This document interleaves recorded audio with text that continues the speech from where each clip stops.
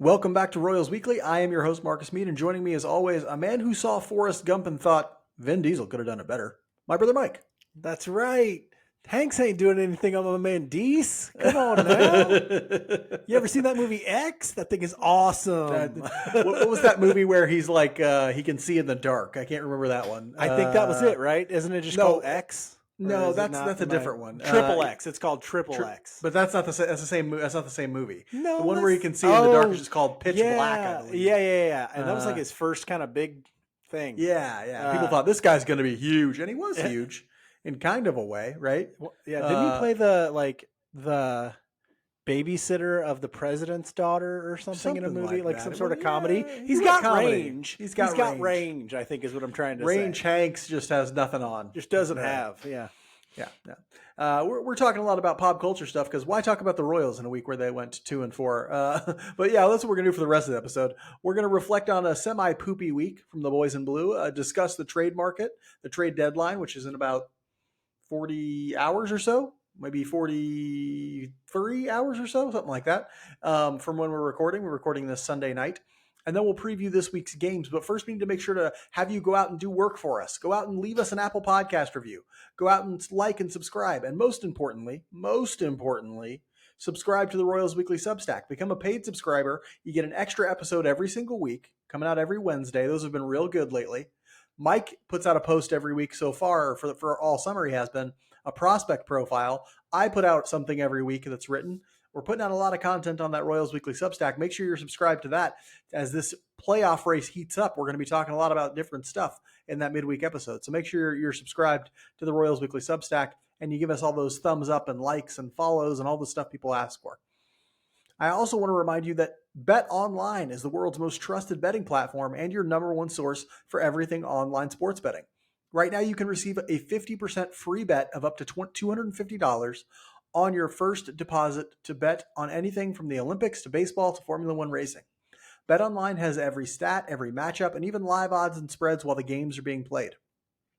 When the games are over, head on over to their online casino and get in on a game of blackjack or poker or unwind with one of their over 150 slot games. Head to the website today to get in on the action. Use promo code BELIEVE, that's BLEAV, for your 50% free bet credit on your first deposit up to $250. Bet online, the game starts here. We start our review of last week, as we always do, with roster news. There wasn't a ton of it, but there is some stuff to talk about. And I think the big headline news, at least for the Major League team, is MJ Melendez comes back from the injured list for today's game. Drew Waters demoted back to AAA. Mike, what are your thoughts on getting MJ back in the lineup and Waters heading back to Omaha? Well, we need an MJ Melendez to produce in this offense to make it a little steadier, a little bit more consistent than what it's been.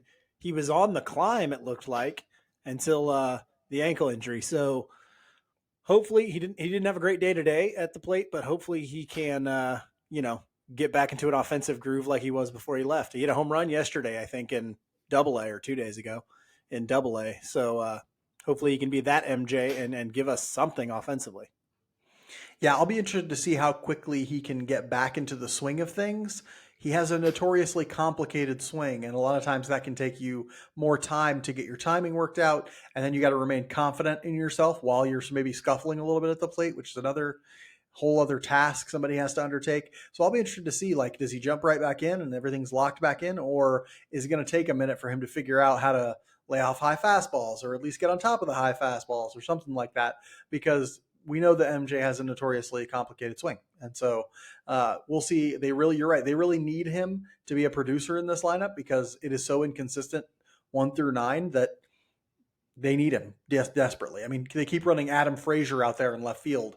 It's a friggin' nightmare. And so, I don't know what the hell's going on. We're going to talk about him a little bit later, but you do not want Adam Frazier as your basically everyday left fielder. And so, whatever they can do to get MJ ready and get him going, they need to do.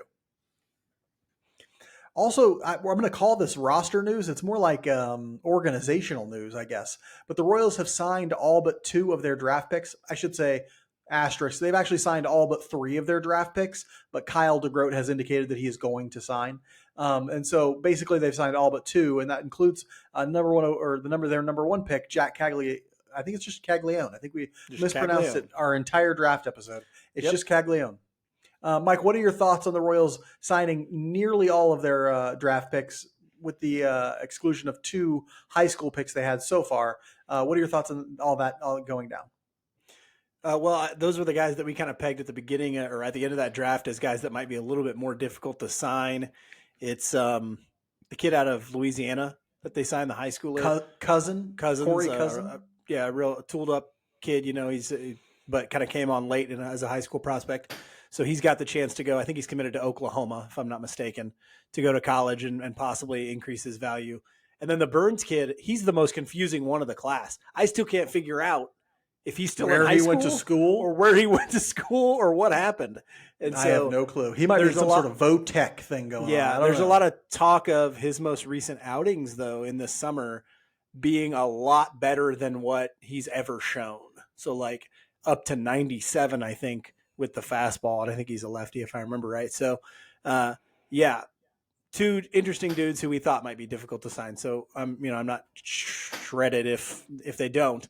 Cags, I think, becomes our number 1 prospect already. I think he is probably more well thought of than Blake Mitchell, further along than Blake Mitchell, more raw power even than Blake Mitchell, who has a shitload of raw power. And so he's a very exciting player. I'm very excited to see him play, because if you are a fan of college baseball, which I don't watch a ton of college baseball, but the ones I did watch, if Florida was playing, all they talked about was Jack Caglione. This kid is a showstopper in a baseball game. Yeah, he by Baseball America's account, he's already the number 1 prospect in the Royals organization. They reordered all their prospect rankings after the draft, and he was placed number 1 in the Royals organization.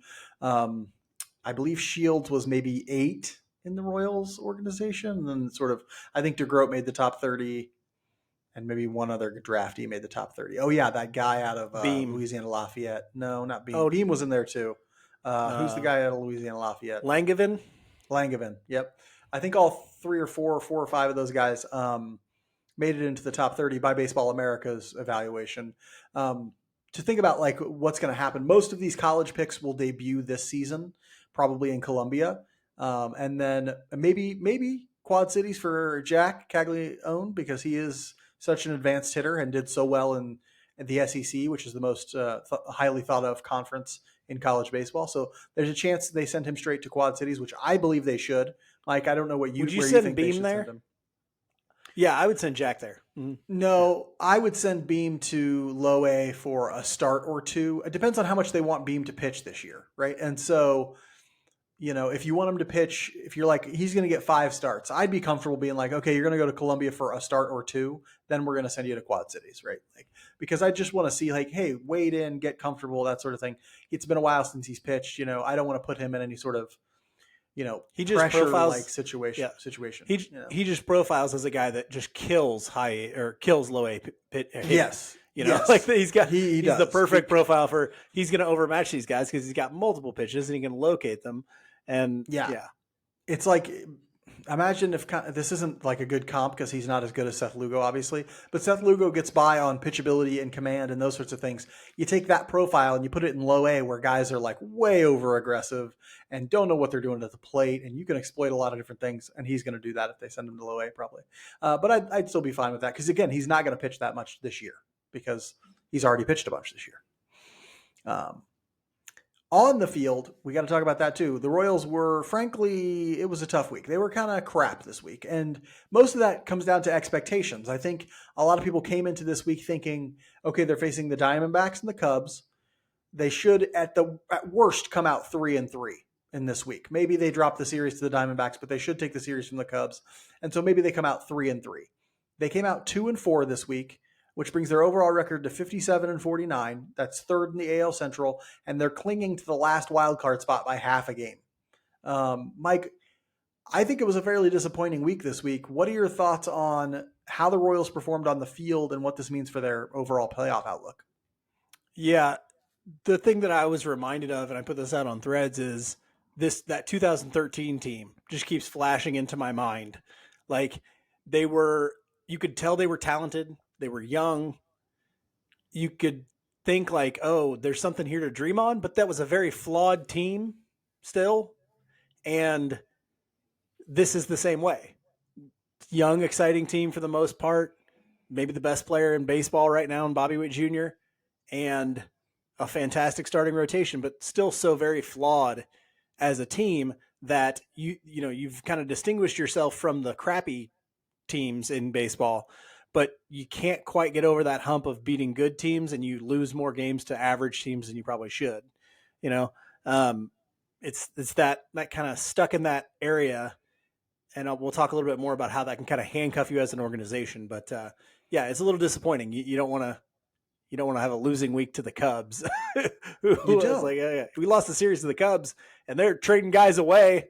Well, they're also bringing guys in. They're actually having a weird trade deadline. But everybody was so shocked because it's like they're going to be sellers, right? And then boom, they're trading for Pareda. What? Yeah. They're having a weird, Jeff Passan, I think, or is it JJ Cooper? I think it was Jeff Passan, put out a very interesting thing where he was like, the Cubs are an exemplifier of how we can't just think of teams as like buyers and sellers anymore. Every team is looking just for a good opportunity of some sort. And so it doesn't really matter if you're like, now obviously there are teams that are definitely looking to sell. The White Sox and the Rays have done nothing but sell and that sort of thing. But I think sometimes there's more nuance to the trade deadline than we might think of it as. I think what this week tells us is that the Royals continue to struggle to put series away. So they got the opening win in both the Diamondbacks and the Cubs series. And then I believe, at least in game 2 of the Cubs series, they had a late lead in that game, gets blown by the bullpen. They end up losing that game. Then they come out, third game. Reagans doesn't pitch maybe in a Reagans-like fashion. And all of a sudden things get out of hand late in the game and they lose, right? Like it's one of these moments we've seen over and over and over again. The Royals like take the first game of a series, lose the second game in some sort of unexpected or not great way, and then they can't rally and win that third game. Like they're having trouble putting series away, and it's really costing them. It's the difference. And I try and tell fans like, sometimes we're talking about the trade deadline, and I try and tell fans like, hey, even if they make a trade, the odds of them getting into the playoffs only goes up a small percentage. Why? Because the difference between winning and losing when you're up in the 85 to 88 win echelon is so thin. The margin is so tiny and so thin. A blown call can lose you a game. Like one poorly located pitch, one bad plate appearance. Like there are times when I watch the Royals go through the lineup an entire time and I see 3 good plate appearances out of 6. Like it's stuff like that where it's like all this stuff adds up to like losing just that little edge and that one game that you really needed to win. That seemed like it's happened twice this week at the very least. That being said, some players did stand out. Mike, who was your strong performer for this week? Well, I think we might have had him for the strong performer last week, but he's been, a positive force for the offense, for the second 50 games of this 100 and some game stretch here. Hunter Renfroe, 6 for 18 this week, which is about the amount of at-bats he should have in a week. 2 home runs, 6 RBI, 2 walks, 4 Ks. He had the big single in the first inning today that scored 2. He had, I think, a home run in yesterday's game. He's been kind of everything. If you take out, March and April, he's been kind of everything you wanted him to be for us offensively. And we talked about why that was, I think maybe in the last episode. He's been able to shorten that swing a little bit and still see that he has the power to hit home runs, which I like, even though the swing's a little shorter and it helps him improve against the fastball. Yeah, and I'll admit, I was somebody who was, you can go back and listen to the old episodes. I was extremely skeptical that a 31-year-old could improve his performance against fastballs, but Hunter Renfroe has done exactly that. And as a result, he's like, he has more value right now than I ever could have imagined he would have in March and April. And so, it's great to see. It's really helping to some degree. I guess other things are sort of hampering the Royals this week, but they need him so badly in this lineup right now because other guys aren't necessarily stepping up all the time. Other guys aren't being as consistent and that sort of thing. And so, yeah, they're really, really in desperate need of his bat in the lineup, and he's been coming through for the last couple of months, really. Another guy who has surprisingly been coming through offensively is my strong performer for the week. And Mike, how many years have I been waiting to talk about Kyle Isbell as an average offensive force in Major League Baseball? A long time. You've been multiple. You helped build the Isbell bandwagon. I did, and I was like wondering if I'd ever be rewarded for it because like it was hard to make the argument that he might come around offensively a year ago, but he has seemingly come around offensively. He's found his profile really, and last week it showed as much as any. He was 5 for 13 last week. Again, like you mentioned with Renfroe, probably the number of at bats he should have in a week, 13, right? He shouldn't play against everyone, but you can selectively use him. So he's 5 for 13. One double, one triple, 0 walks, and 2 strikeouts. He, of course, played his great defense. He made an unbelievable catch today. Oh, I watched the Cubs. I watched the Cubs broadcast, and so I didn't hear what the Royals broadcaster said about it. But the Cubs broadcasters were quite impressed by that catch, as was I. But Isbell is just doing all the things he needs to do. Now, ideally, he's your 9-hitter, and he just does enough to do good things for you. But he's doing enough right now that people are starting to wonder, should he go into the leadoff because the Royals don't have a leadoff hitter? I'm just happy to see that he's inching his way towards the league average as an offensive force because he's so valuable as a defensive force. On the other side of that coin were a couple of people who are not forces offensively or otherwise. Mike, who was your weak performer for this week? Oh, boy. And I hate to say this because you and I, after watching him this spring, we're talking him. I was buying in. I was all bought in on James McArthur. After skepticism last year, everybody was on him last year, and I'm like, well, let's be patient. Let's see. I don't love the stuff.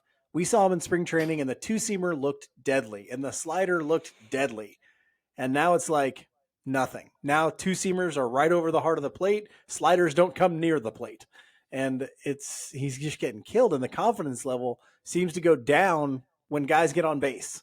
And so that's never a good recipe for a guy who's going to be in there in those high leverage situations. So, I know today wasn't as high leverage. I know he seems to be pitching the 9th against weaker parts of the lineup, which is odd recently. But they're still tagging him. They're still killing him. And so, yeah, we got to do something about James McArthur. Yeah, McArthur had himself a rough week, and he's starting to get people to question, does he belong in this bullpen? I didn't even give the numbers. Here are the numbers. This is one of the worst you'll see in a single week, kind of ever. 3 innings pitched, 9 hits, 8 earned runs, 2 home runs, 1 walk, and 2 strikeouts. So in 3 attempts, he gave up 8 earned runs. That's 3 hits an inning. And those are really just his runs. That doesn't, I think he came in clean innings every time, but still, that's, ugh. Yeah, that's rough. Speaking of another rough part in the Royals or 26-man, let's talk about Adam Frazier, who I brought up earlier, who has been the leadoff hitter basically for the last 2 weeks. He went 2 for 13 this week with 0 extra base hits, 0 walks, and 2 strikeouts. So he hit 2 singles, and that was it this week. Adam Frazier, not an offensive force. We know that he's meant to kind of be the 26th guy on the roster, but I think there are a lot of people wondering. Well, they're both kind of the same thing. The question is, are either of them especially Frazier, is Frazier really worth the 26th spot? We know he's not an ideal option in the leadoff because he just doesn't get on base enough, right? We know that he doesn't provide that much offensively. And so he's really being miscast right now, and that's going to make him look even worse in this week. But if you're talking about a team that has playoff aspirations and that sort of thing, you don't want Adam Frazier anywhere on the roster, honestly, at this point. And so I think there have to be conversations about what happens after the deadline and, all that sort of thing. If they don't make any moves, if they don't have anybody in AAA they think can sort of help in that moment, then maybe he just sticks on the roster. But if they pass the trade deadline and they still think they're in a playoff race, how long can you keep Adam Frazier on the 26-man? Tough question. Mike, was not a great week on the field, so this does not have to be a happy theme from you. What do you got for your theme this week? Yeah, I don't know that it's a happy theme. I would say it's a not so happy theme this week from me, from the great Pink Floyd, the song "Wish You Were Here," running over the same old ground. What have we found? Huh? Do I have to say it? Yeah. I don't have that British thing going. They don't sing in British accents. It's not like a thing, so go for it. It's running over the same old ground. What have we found? The same old fears. Wish you were here. Bow, bow, down, down, down. Great stuff if you're a Pink Floyd fan. But no, it reminded me of like doing. It kind of feels like the same old thing, that 2013 thing I was mentioning earlier, where it seems like the things that bite them over and over and over again within this season are the exact same things.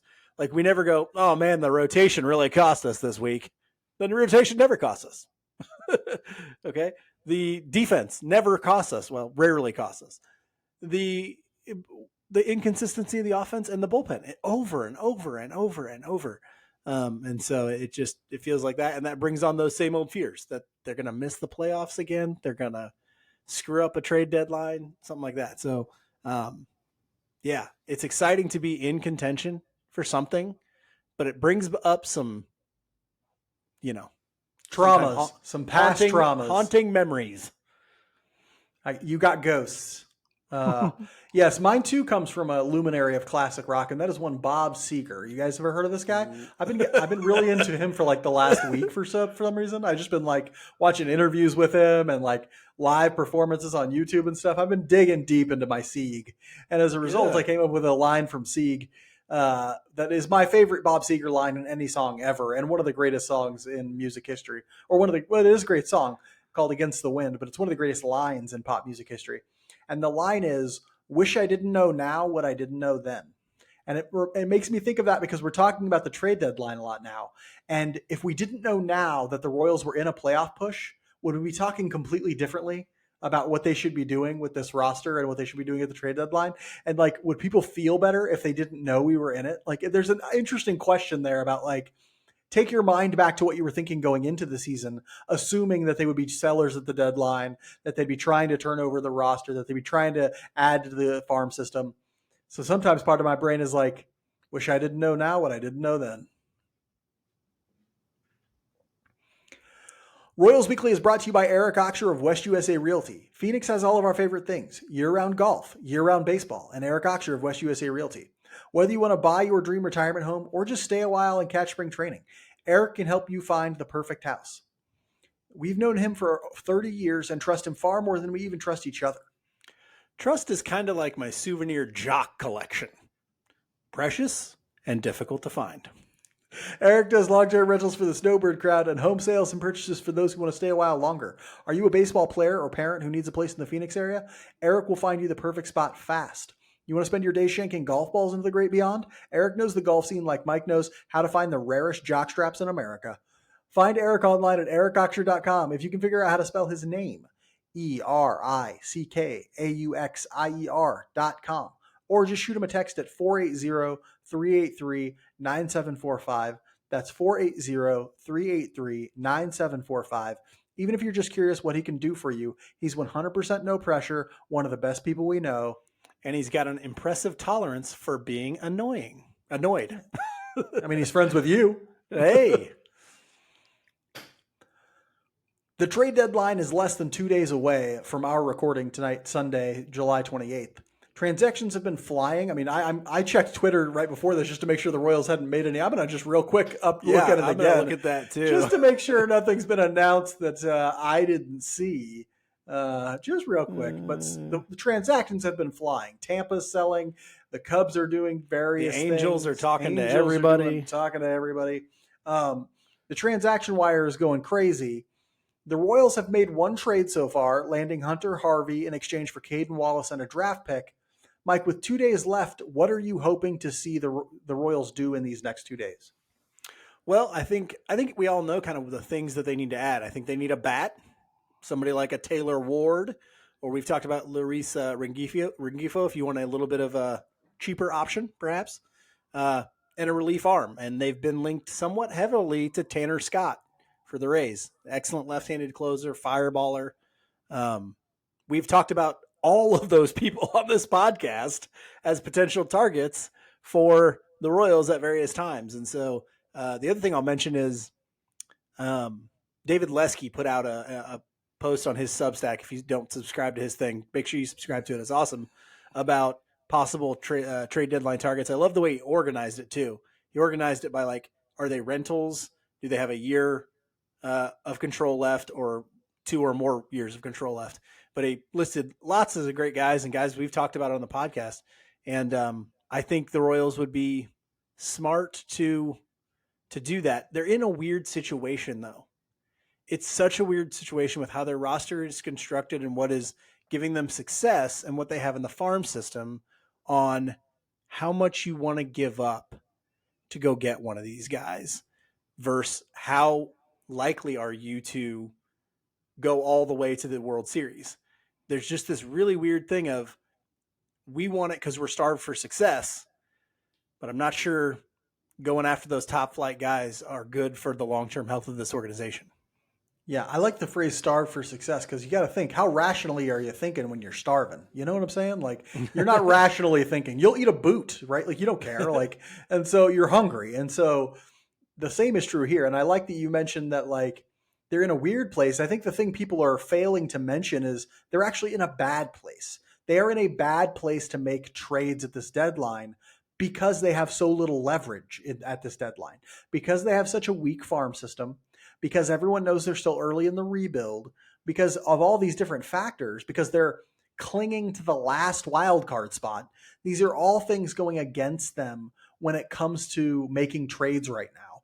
Like that all, like if they were 10 games up in the division, yeah, then it makes sense to go ahead. You have a better spot to be in because you can be more certain that you're at least going to make the playoffs and have a chance at a World Series run, right? Like, and so it's different if that's the case. It's different if your farm system is really strong. It's different if, like, all these things create uncertainty about how you should approach the deadline. And their position at the deadline is very weak because they don't have a ton of farm system talent to trade from.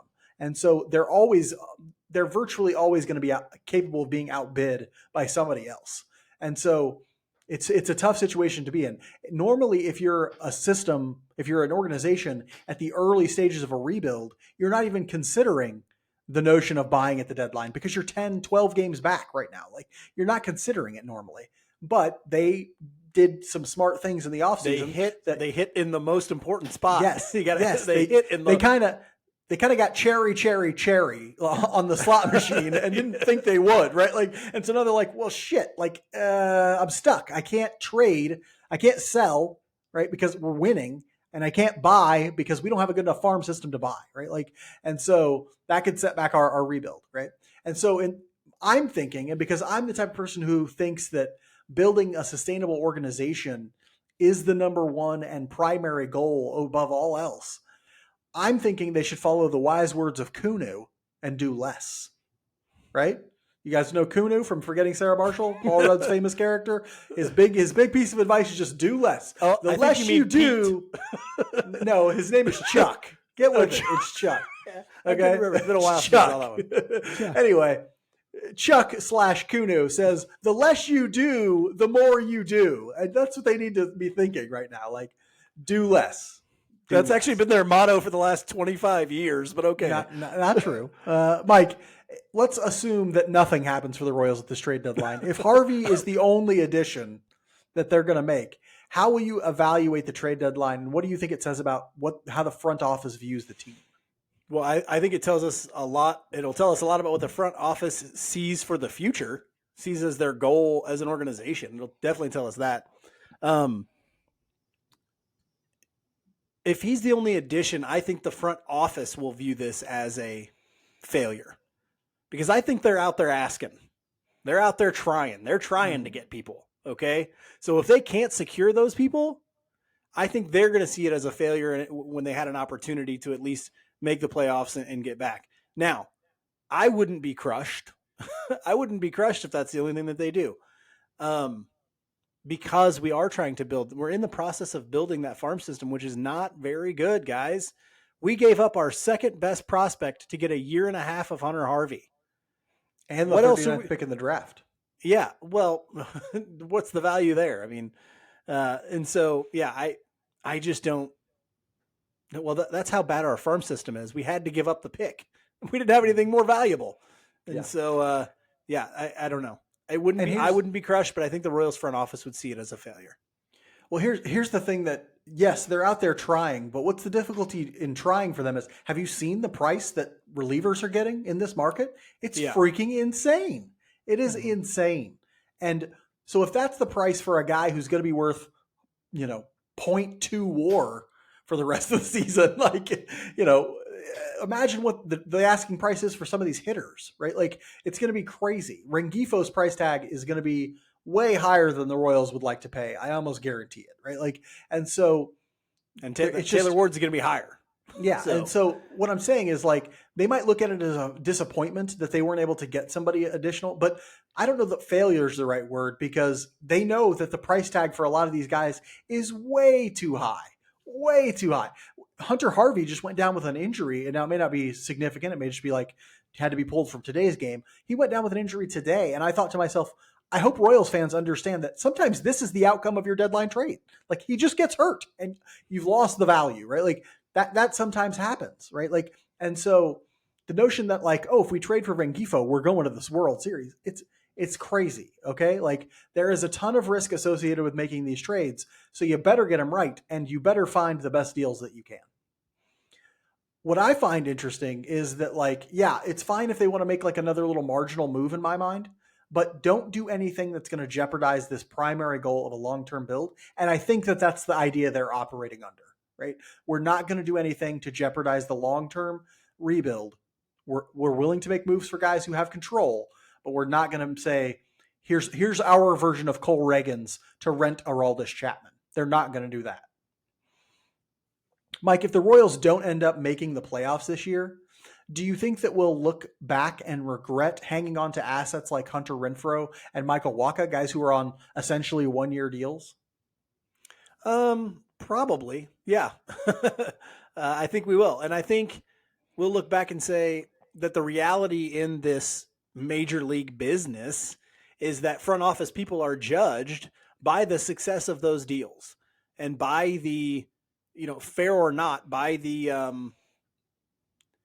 prioritization of short-term success versus long-term success, right?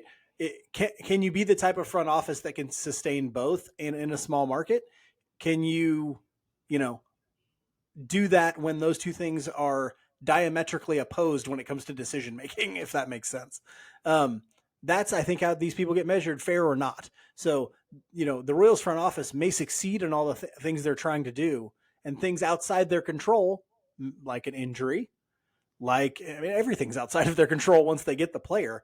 Like, they're going to be judged by those outcomes, I guess, is the best way of putting it. Yeah, I think about the contrast between, like, the Royals and the Rays right now.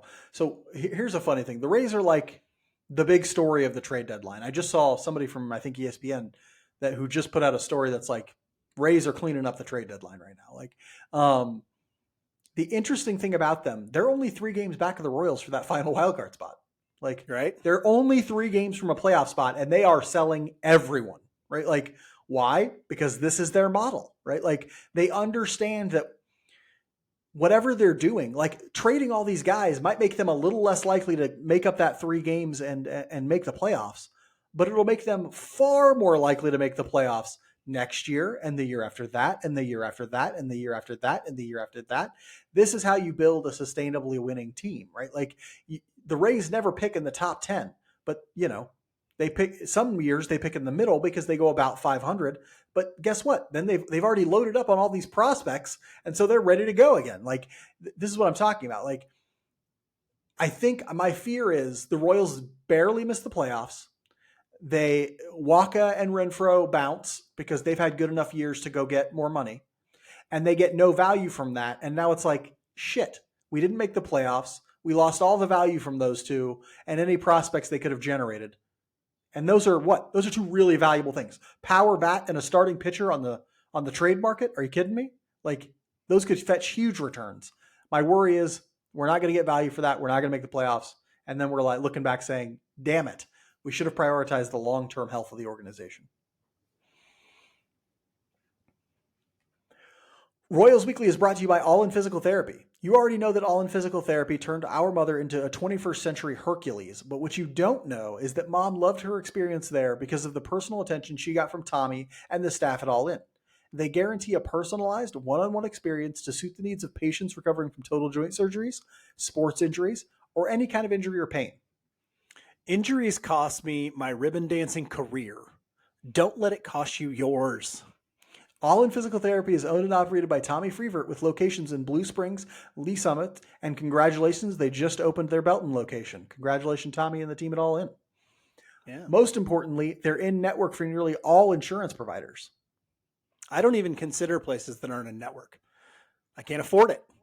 Who could? You wrote a non-joke. You wrote the truth. No, I was like, I can't think of a joke. Just go with the truth. Yeah.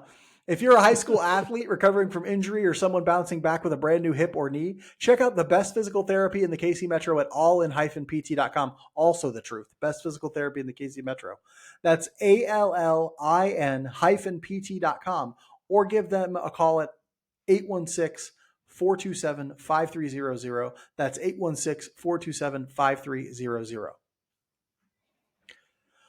Luckily, the Royals start this week with a nice little 3-game series against a team that they've built their entire winning record against, the Chicago White Sox. Yes, love they the kind of White need Sox. it when they're in a bad stretch. The White Sox come along and they just get them out of it a little bit. They'll follow that up with a 4-game set against the Detroit Tigers, all on the road this week. So it's a road trip this week. Mike, tell us about the White Sox. I know I haven't provided you a record, but let's just say they're dead last in the AL Central. I think what you're trying to say here is the White Sox are slump busters. Yeah, they are. Yeah, they are. They are our slump busters. Sometimes you got to get down with it. The White Sox are terrible at baseball in general. They're talking about. Did you see the report today? They're talking about firing Pedro Grifol and hiring AJ Pierzynski as a serious candidate. Oh my God, AJ Pierzynski, hilarious! Please do that. Please do that too. I thought that was hilarious. But for this series against the terrible White Sox, it'll be Alec Marsh versus Chris Flexen, who's not been flexing this year. He has not been flexing. 30-year-old right-handed pitcher out of Newark Memorial High School in California. 5.25 ERA for old Flexen. 1.42 whip. Low 90s fastball, cutter, changeup, curveball, slider. The four-seamer and the cutter get hit a lot, and he still chooses to throw them a lot. So that's brave. This reminds me so much of the Royals, man. They get hit a lot. Still throws them a lot, though. That's good. That's the Royals circa 2020. Brave stuff from old Flexen there. I think it's the third time we've seen him this year, too. Waka versus Jonathan Gannon in that second Cannon. I was thinking of Jonathan Cannon, 24-year-old right-handed pitcher out of the University of Georgia, 4.43 ERA, 1.35 WHIP, sinker, first kind of guy, 93 to 94 on the sinker, sweeper, cutter, changeup, four-seamer. The sweeper is the only really good pitch, and so that should be a decent matchup there. The third one's going to be an interesting one too. Singer versus Drew Thorpe, a 23-year-old righty out of Cal Poly, 4.81 ERA and a 1.19 WHIP. We saw him in our last series with them, and he actually pitched pretty well in that third game, I think. I think we won that game late. But he really located his off-speed stuff, which he's got a slider, a cutter. Those are both working really well in that game. The sweeper as well. He's got a four-seamer in the low 90s, so he's not a real hard thrower, but he's got a really good changeup. Throws the changeup 35% of the time and just a 167 average against that. So he tries to avoid his four-seamer. It gets hit a little bit more, but he's got some really good secondaries. And he pitched pretty well against us last time, so hopefully we can flip the script, and hopefully Singer keeps doing what he's been doing. Yeah, Thorpe, a little bit like Waka, is a changeup first pitcher, so they're going to see a lot of changeups from him. The Tigers, who the Royals will face right after that, I also forgot to put up their record, but they're something like fourth in the AL Central behind the Royals. They're a little bit hurt right now too, so that hopefully the Royals can catch a lucky stretch here where some of their best players aren't on in the lineup. Their offense. They just traded somebody too today. Carson Kelly, I want to say. Yep. Their catcher. Yeah. Catcher. And I'm going to give you some names in here that may not be with the team either when we play them. The offense for the Tigers is 23rd in Major League Baseball in weighted runs created plus at 93. They're getting a breakout year from Riley Green, but he will not be in this series because of a hamstring injury. He's on the 10-day IL and was just placed on it a couple of days ago.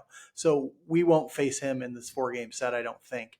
A couple other guys in their lineup are MLB average, and the rest are just bad. So they're going to have a pretty bad lineup when we face them, which is good. On the pitching side, they're significantly better. 14th in Major League Baseball in earned run average at 3.93. They're getting a great season from Tarek Skubal, who is a great pitcher. They're getting a great season from Jack Flaherty, a free agent sign, but he was a 1 year deal, and he may not be there when we play them. A lot of trade talk about Flaherty. Would make perfect sense for the Tigers to move him because he's on a 1 year deal. And so we'll see if that ends up happening. They're also getting a good season from Reese Olson, but he is on the 15-day IL with a right shoulder issue. Not entirely sure if he'll be back when the Royals face them. So it's not just a struggling Tigers team. It's an injured Tigers team right now. We'll see what they look like in about a week.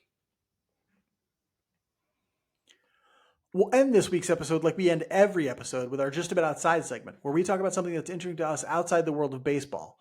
Mike, it has been a very exhausting week for me. I hope it's been somewhat more relaxing for you. Tell me what's been happening to you in the world of Mike Land. Of course, it's been more relaxing for me. I'm not working. Mike's unemployed, everyone. Mike really needs you to like and subscribe. Yeah, he needs all that stuff. I need all that. No, I've just been hanging out. No, the thing that's been interesting to me, I've been consuming a lot of them old Kansas City Chiefs, boy. Yeah. The Royals are in a playoff push. What are we talking about football for? I know. They just opened up training camp though, and I'm a big football guy, as you all, if you listen a lot, probably know. The reason why I love it though, and this is kind of my chance to expound on this. Why do I love the NFL? I just realized it like a week ago. Why I love the NFL so much. Sometimes my wife will say, "Hey, do you want to watch this show?" And it's like a drama, and I have to tell her, "Sweetie, I don't watch dramas. Like life is too depressing in itself. I don't need to see somebody else's problems." But do you know why I like the NFL, Mark? Because of the drama. Because of the drama. Damn it. Because of the drama, man. I love the characters. You know, I love the villains and the good guys. Really? And I love that stuff means nothing to me.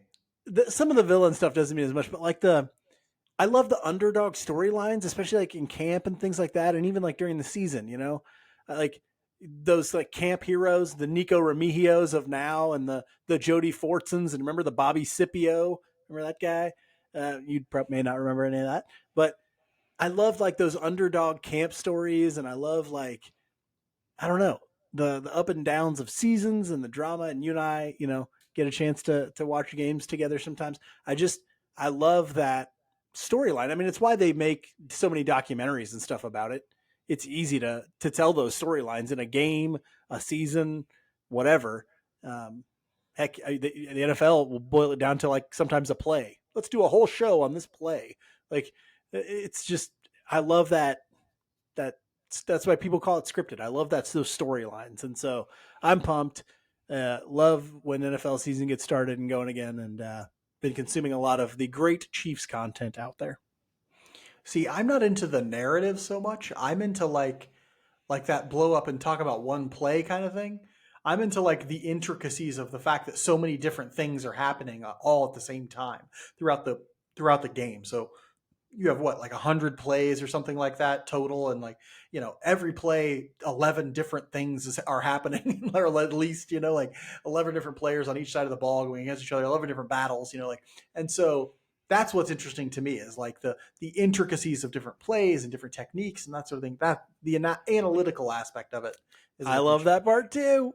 I know you do. I know you do. Hey, hot take. Mike likes the NFL. Mike's an American who likes the NFL. Oh, so interesting. Mike, do you live in the suburbs? Do you have a Labradoodle? Come on. You're so basic. You're the basic. You're the most basic person on earth. He loves Costco too, which is I do, man. I do. So here's a kind of basic suburban thing that I've been doing for the last week. This isn't like a thing I'm into. This is like a thing I've started doing and I'm going to do, and I'm excited for. So the British Open happened last weekend, right?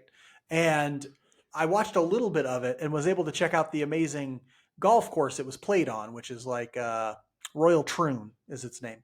And so I watched that and I see how beautiful the golf course is. And I start thinking to myself, man, I want to play golf courses like that. And so I've been digging into a lot of golf courses and like lists of the best golf courses in different places and stuff like that. And I'm decided inspired by my partner Riggs, who has like a world map where she marks restaurants that she finds interesting and may want to eat at someday. She has this enormous digital map, like a Google map, where she has pins placed in like hundreds of restaurants that she's heard about that she wants to try and eat at and that sort of thing. I'm going to do the same thing for golf courses that I want to play. I'm going to make this giant map, and I've started making a list of these various golf courses I want to play all over the world. And so that's a project that has been interesting me this week. When I have like 10 minutes downtime, which is about all I get right now, I sometimes just go look at these lists of golf courses and watch these. They have awesome YouTube videos. Golf Digest has done like a whole series of like hole by hole flyovers of these greatest golf courses. And so you can see like Pinehurst and Bethpage Black and Royal Pines and all that sort of stuff, or Torrey Pines and Royal Troon and all that sort of stuff. You can see like drone flyovers with a golf architect talking about the different holes. It's awesome. I sometimes just watch those during lunch or something, like, and so I'm making this list. I'm checking it twice. I'm making this map, Mike. We're going to go on a golf tour of various places and play all these different badass courses. So get ready for that. All right, you can pay. And you better get better at golf, because I've been kicking your butt up and down. I'll be kicking your ass up and down all those places at the rate we're going now. Here's the problem. Some of them over in the UK, you have to submit like a handicap certificate that's like says, hey, I'm good enough that I'm not going to clog up your course with my repeated hitting the ball in the water kind of thing. So yes, I will need to practice a little bit as I'm just to get in shape, just to get in form, because the handicaps are relatively high for those. And so I'm pretty much a 15. I could make it in there, and so, yeah, I'm not worried about that, but I am stoked to put this list together, put this map together, and see some of the world's greatest golf courses. But that's for the future. Also for the future, in 1 week, we'll come back and talk about the Royals all over again. So that's awesome. Make sure to subscribe to the Royals Weekly Substack so you can hear us on Thursday morning. We recorded on Wednesday. Make sure you're doing that. Make sure you're giving us the likes, the subscribes. Also, thank you for joining us here at Royals Weekly, presented by Bet Online. We will be back next week to talk to you, and hopefully it's been a little bit better week for the Royals on the field. Until then, be good to each other. And go Royals.